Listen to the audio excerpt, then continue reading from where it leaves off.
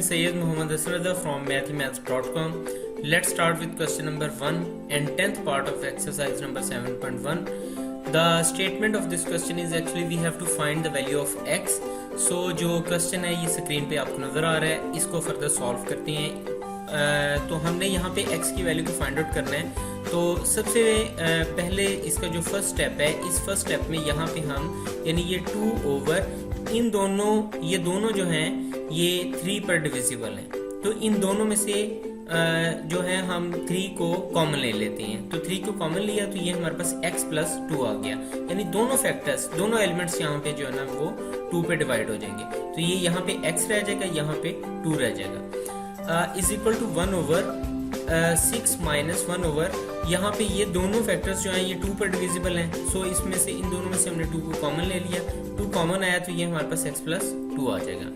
अब हम ऐसा करते हैं, क्योंकि हमें यहाँ पे x की वैल्यू को फाइंड आउट करना है, तो हम x वाले जितने फैक्टर्स हैं उन्हें एक साइड पर ले जाते हैं। तो यहाँ भी हम इसी तरह से करेंगे कि ये सारे का सारा फैक्टर जो कि मैं जिसको मार्क कर रहा हूँ, यानी ये वाला फैक्टर, हम इसको उठाते हैं और इक्वल साइन के दूसरी साइड पर ले जाते हैं। तो ये हमारे पास 2 ओवर 3 इंटू एक्स प्लस 2, और यहाँ पे ये जो ये माइनस का है फैक्टर, तो ये सारे का सारा इधर आके प्लस में चला जाएगा, यानी ये आ जाएगा हमारे पास plus 1 over 2 into X plus 2 is equal to 1 over 6। तो जैसा कि इस स्टेप में हम इस सारे फैक्टर को उठा के इक्वल साइन के साइड पर ले गए हैं। अब हम ऐसा करते हैं कि अब हम यहाँ पे देख रहे हैं कि यहाँ पे कुछ सिचुएशन इस किस्म की है कि यहाँ पे x प्लस 2 इधर भी है और x प्लस 2 इधर भी है। सो इन दोनों के जो डिनोमिनेटर है, डिनोमिनेटर में से हमने x प्लस 2 को कॉमन ले लिया। तो जब यहाँ से x प्लस 2 कॉमन चला गया तो यहाँ रह गया 2 ओवर 3 और यहाँ रह गया 1 ओवर 2। तो ये 2 over 3 plus 1 over 2 is equal to 1 over 6 आ गया। अब हम ऐसा करते हैं कि यहाँ पे इसका ये 2 ओवर 3 और 1 ओवर 2 का एलसीएम ले लेते हैं। अब यहाँ 3 है, 2 है, इनका एलसीएम जो है हमारे पास 6 आ जाएगा। LCM is the lowest common जो, तो ये लोएस्ट कॉमन मल्टीप्लायर जो है ये हम यहाँ पे ले रहे हैं, जो कि हमारे पास यहाँ पे 6 आ गया। अब 6 हम इस तरह से ले लेते हैं कि जो जिन के दरमियान, यानी ये दो हैं हमारे 2 ओवर 3 और 1 ओवर 2, तो यहाँ पे डिनोमिनेटर है 3 और 2, इनके दोनों डिनोमिनेटर इस 6 पर इजीली जो है ना वो डिविजिबल है। तो अब यानी ये बेसिकली 3 और 2 इस 6 के फैक्टर्स हैं। तो अब जैसा कि इस यहाँ पे हमने करना कुछ इस तरह से कि 6 को हमने अंदर रखा और 3 पर डिवाइड किया, यानी पहले डिनोमिनेटर पर डिवाइड किया, तो इसका आंसर आया 2। ये 2 आके इस 2 के साथ मल्टीप्लाई हो जाएगा, तो ये हमारे पास 4 आ गया।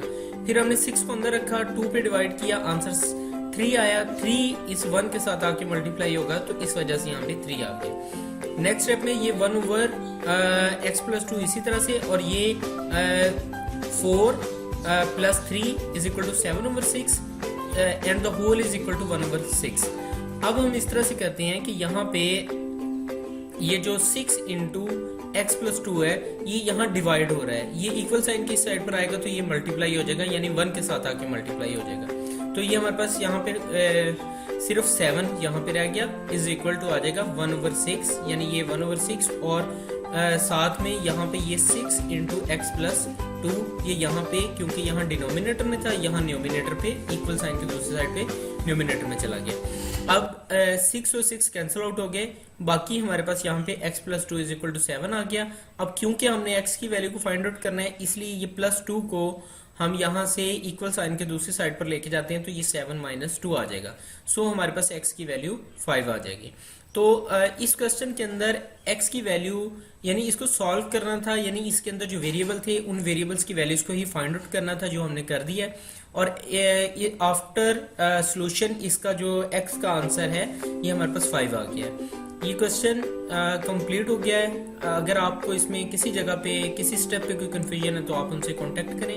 हमारा यूट्यूब का चैनल मैथ ही मैथ के नाम के साथ अवेलेबल है, आप उसे सब्सक्राइब करें ताकि हमारी लेटेस्ट वीडियोस और अपडेट्स आपको मिलती रहें। Thanks for watching math he math.